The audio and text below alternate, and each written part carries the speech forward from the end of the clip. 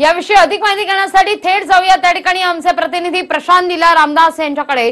प्रशांत, एल्गार इतका मोठ्या प्रमाणावर सुरू आहे, शेतकऱ्यांचा विरोधक एकवटलेले आहे, सत्ताधाऱ्यांना सवाल विचारला जातोय, सत्ताधारी काय करतायत? बरोबर आहे। खास करून जर बघितलं लागवी ज्या पद्धतीने राहुल गांधींनी अनेक प्रश्न उपस्थित केले, माझ्यासोबत सगळे शेतकरी आहे जे आज या संपूर्ण दिवसभराच्या कार्यक्रम कालही उपस्थित होते, 2 दिवसापासून उपस्थित होते, त्यांच्याची थेट विचारूया त्यांना की एवढे प्रश्न उपस्थित होतात पण उत्तर काय मिळत नाही। आज इथे राहुल गांधी आले, त्यांनी अनेक प्रश्न उपस्थित केले, सरकारवर प्रश्नचिन्ह उपस्थित केले, पण सरकार काही उत्तर द्यायला तयार नाही। मुळामध्ये हे सरकार गेंड्याच्या कातडीचं सरकार आहे आणि हे सरकार शेतकऱ्यांना अशा इतक्या वाईट पद्धतीने फसवले याची कल्पना सर्वसामान्य माणसाला कधीच नव्हती। मोदी साहेबांनी सांगितलं 1.5 हमीभाव देऊ, संपूर्ण कर्जमुक्ती करू। त्यांचं भाषण आजही आमच्या कानात घुमतं की पहिली मीटिंग में कर्जमुक्ती में करके रहूंगा, हमारी सरकार आएंगे तो।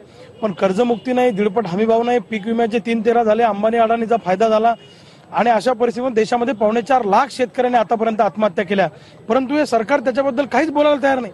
विजय मल्ल्या पळून गेला, त्याला संरक्षण देतात, हजारो कोटींचं कर्ज राईट ऑफच्या नावाखाली उद्योगपतींचं माफ करता, पण 50,000 लाख रुपयाचं कर्ज शेतकऱ्यांचं माफ करायचं। तुम्ही सरकारला धमकी देताय की सत्ता सोडा नाहीतर कर्ज माफ करा?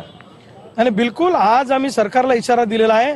आजचं हे दिल्लीतलं शेतकऱ्यांचं आंदोलन, लाखो शेतकरी आंदोलनात उपस्थित होते, देशभरातून 207 शेतकऱ्यांच्या संघटना या ठिकाणी होत्या आणि मला तर राजू शेट्टी साहेबांचं अभिनंदन करायचं आहे की देशभरातल्या 207 शेतकरी संघटनांना एका माळेमध्ये होऊन एका ठिकाणी आणण्याचं एवढं मोठं काम राजू शेट्टी साहेबांनी या ठिकाणी केलं आणि आज लाखोच्या संख्येने शेतकरी आले, सगळे विरोधी पक्षांचे नेते आले, राहुल गांधींपासून शरद पवार साहेबांपासून सगळे आले देशभरातले, आणि त्यांनी सांगितलं की या 2 बिलाच्या संदर्भामध्ये 1.5 हमीभाव विधेयक 2018 आणि संपूर्ण कर्जमुक्ती विधेयक 2018, संपूर्ण कर्जमुक्ती। त्यानंतर माझ्यासोबत जगदीश देखील आहे जे गेल्या 6 महिन्यापासून या पूर्ण कार्यक्रमाची तयारी करतो। जगदीश जी, आजचा कार्यक्रम कसा होता?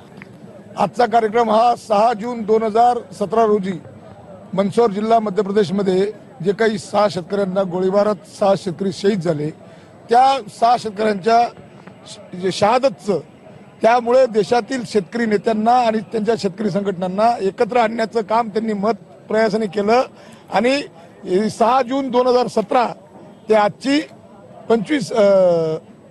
30 नोव्हेंबर 2018 म्हणजे एवढ्या अल्पावधीमध्ये एवढ्या मोठ्या शेतकऱ्यांच्या मागण्या तर अद्यापही सुटलेला नाहीये, शेतकरी एल्गार करतोय, मात्र प्रश्न अद्यापही अनुत्तरित आहेत। धन्यवाद प्रशांत, तुम्ही दिलेल्या सविस्तर माहिती करता।